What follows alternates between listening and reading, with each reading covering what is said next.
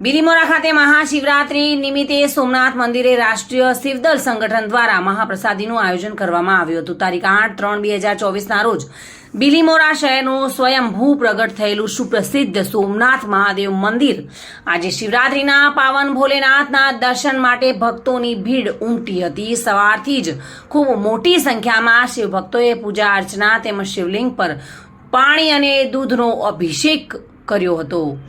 સોમનાથ ખાતે આજે રાત્રે ઘીનું કમળ બનાવવામાં આવશે, જે શિવ ભક્તો માટે 4 દિવસ સુધી રાખવામાં આવશે। સોમનાથ મંદિર ખાતે હજારોની સંખ્યામાં દર્શનાર્થીઓ લાભ લેશે। તેમજ સોમનાથ મંદિર ખાતે આજે પ્રથમવાર બિલીમોરાના પ્રખ્યાત આ મહાદેવના પટાંગણમાં શિવદળ રાષ્ટ્રીય હિન્દુ સામાજિક સંગઠન દ્વારા શિવરાત્રીના પાવન અવસર પર પ્રસાદ રૂપે 700 થી 1000 લીટર દૂધનું પ્રસાદી રૂપે વિતરણ કરવામાં આવ્યું હતું। તેમજ 150 થી 250 કિલો સાબુદાણાની ખીચડી ચાની પણ વ્યવસ્થા કરવામાં આવી હતી।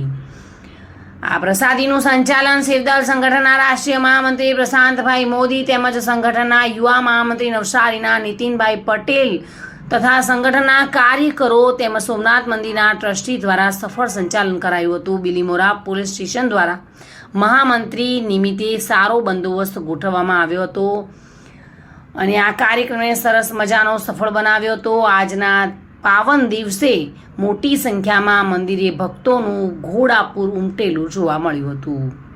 ચંદ્રકાંત ધમલ સાથે bureau report, today Gujarati news.